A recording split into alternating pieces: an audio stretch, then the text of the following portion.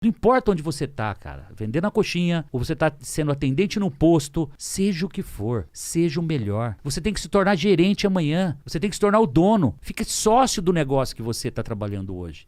Mas esse desejo tem que ser forte, e você tem que se entregar, porque você vai ter que ser o melhor para que isso tudo aconteça.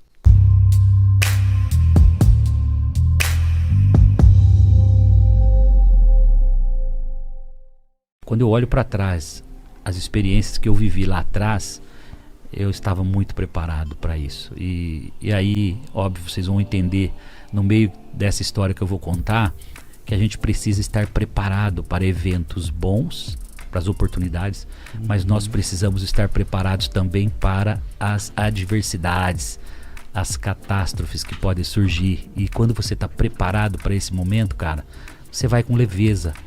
Esse é o bacana da vida, né? Você tem que ter essa preparação. Com 13 anos, indo para a igreja 3 vezes por semana, a pé, 1h30, lá em Lins, para ir.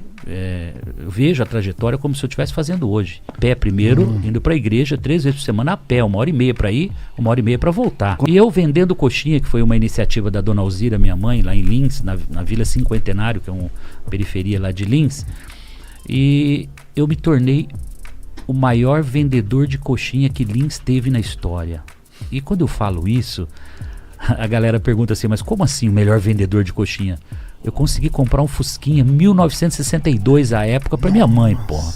Você sabe o que é? Vendendo coxinha. Você transformar a vida da sua família, com 13 anos eu entender que o trabalho, que o dinheiro pode transformar a sua vida, mudar a vida da família, e a gente começa a ir pra igreja de Fusquinha, cara. Aquilo foi você não tem ideia do que foi essa vitória.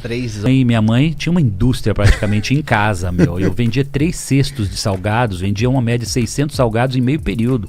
Eu fazia 3 viagens, eu criei uns nichos, tipo assim... Fazia fiado? Cara... cadernetinha, você não tem noção. E aos sábados eu voltava em toda a minha rota. Então eu tinha marcenaria, construções, serralherias, madeireiras, tudo que vocês imaginarem.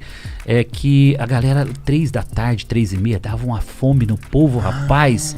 Então era ali que eu falei, cara, eu descobri meus nichos de negócio.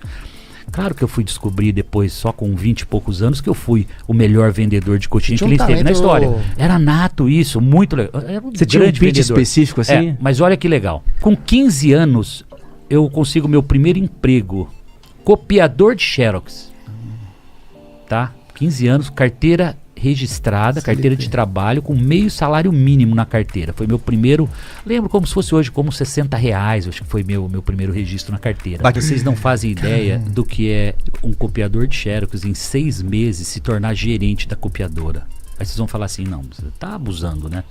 Eu desmontava as máquinas, eu fazia limpeza, eu fazia polimento de cilindros, eu fazia limpeza de fusor. Tudo isso está vivo na minha cabeça até hoje. Aprendeu? Cara, o técnico da Xerox que chegava lá, eu ficava fazendo junto com ele, enquanto ele ia fazendo uma máquina, eu ia fazendo a outra, ia aprendendo dar polimento, fazendo a limpeza de fusor, desmontar a máquina, limpeza por dentro, eu desmontava toda a frente da máquina e fazia a limpeza, porque a cópia, o que eu fiz? Eu fazia as cópias ficarem melhor do que a original, cara. Aí o cliente olhava e falava, não é possível, você está me entregando uma cópia melhor do que o original que eu te trouxe. Eu falei, pois é, aqui o serviço da Garagem Cópias é assim. A cópia tem que ser perfeita e melhor que a original. Com isso, eu fui conquistando os clientes. Eu não estava ali para tirar cópia.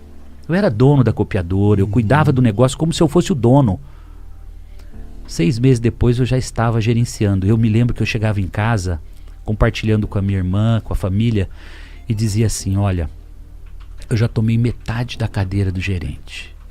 Mais um pouquinho, eu sou gerente daquela copiadora. E nessa de me relacionar, fazer network com os clientes no balcão da copiadora, porque era um balcão de uns 15 metros e cheio de clientes. E aí chegava um cliente muito chato, Valmir, e esse cliente, cara, chegava no balcão, todos os funcionários, que eram mais de 20, fugiam, cara. Toda vez o Semenzato era o cliente que ia atender esse cliente chamado Valmir, que era um auditor de empresas, contador, etc. Um belo dia esse cara olha pra mim e eu falando pra ele, cara, tô fazendo um curso de computação nos finais de semana, já tô aprendendo a programar computadores, me relacionando, contando com muito entusiasmo o que eu estava fazendo. Eu tô estudando, tô aprendendo isso, aprendendo aquilo e contando. E ele vendo o meu diferencial. Um belo dia o seu Valmir consegue uma vaga, ou surge uma vaga num grupo de empresas chamado Sermácula de Lins, madeireira, cerealista, material de construção, tudo que você pensar, fazendas, um grande grupo, um grupo grande de empresas lá. E aí o seu Valmir chega, Semenzato, tem uma oportunidade para você, não sei se você vai gostar, etc. Pô, seu Valmir, mas eu tô indo bem aqui, né, na copiadora, como é que faz isso? Eu não tinha a mínima ideia, né, do que ia acontecer na minha vida, né? Claro. Mas falei, olha, se você conseguir convencer o seu José Rafael Rosa Pacini, que é o dono da copiadora, tá tudo bem, eu topo. Eu tô estudando para isso, eu tô aprendendo a programar computadores para isso. Cara, 8 meses, 1 ano depois, eu já estava na Cobra Computadores, na fábrica, em Ribeirão Preto, fazendo curso de programação de computadores na fábrica. Eu aprendi a programar a linguagem COBOL, com 16 anos, 16 anos, tá? Com 16 para 17, eu assumo o centro de processamento de dados desse grupo e começo a desenvolver todos os sistemas que vocês imaginarem.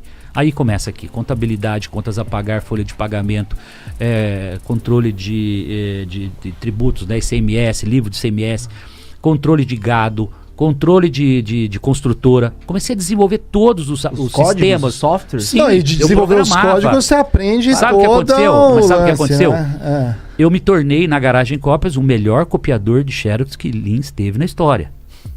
Que me levou ao quê? Ao melhor programador que Lins teve na história, cara. Eu me tornei referência desenvolvendo programas de computadores. E aqui eu quero dar uma pausa e quero deixar uma dica já pra galera. Legal. Será que você está sendo o melhor naquilo que você faz hoje? Será que você está copiador de Xerox e acha que você tem que morrer copiador de Xerox? Ou você está fazendo conexão, você está abrindo portas para você crescer profissionalmente? Isso, aqui começa a trajetória. São os pilares que vocês vão ter que fazer analogia com o que vocês fazem hoje, com o que vocês estão fazendo, com o tamanho do seu sonho, com a projeção de onde você quer chegar, porque vem coisas muito maiores do que isso ainda e vocês vão perceber nessa trajetória. Não obstante eu me tornar o melhor programador que Lins teve na história, eu estou fazendo um curso técnico com 15, 16, 17 anos. Você levava junto? Primeiro colegial, fiz o técnico junto. Bom, vou fazer, então vou aprender a programar computador também, pô. Legal. E vou me formar como técnico. Nem sonhava fazer faculdade, porque acho que já sabia que não ia dar também, não ia ter tempo, não ia, né, enfim. Terminei o curso técnico, sabe o que acontece? Eu me tornei o melhor aluno formado do colégio. E eu sou convidado pelo Instituto Americano de Lins para ser professor segundo grau, com 18 anos. Autorização da Secretaria de Estado da Educação, autorização especial, porque eu não tinha pedagogia, não era bacharelado para dar aula. Não fiz pedagogia, não fiz nenhuma especialização para lecionar. Então, autorização especial, carteira de trabalho, professor segundo grau. Cara, o professor mais jovem da história, acho que, sei lá, do país, talvez. E eu chegava na sala dos professores, me conectando com os professores de 20, 30 anos de IAL, de Instituto Americano, como se eu fosse um professor veterano, cara. Me conectando, chegava na sala dos professores lá em cima, como se eu fosse um professor de 20 anos de vida ali, de carreira. Nessa hora não era mais fusquinha já. Não, eu estacionei, cara, com 18 anos uma CBR 450. Pensa bem, o garoto com 18 anos estaciona uma CBR 450 Custom.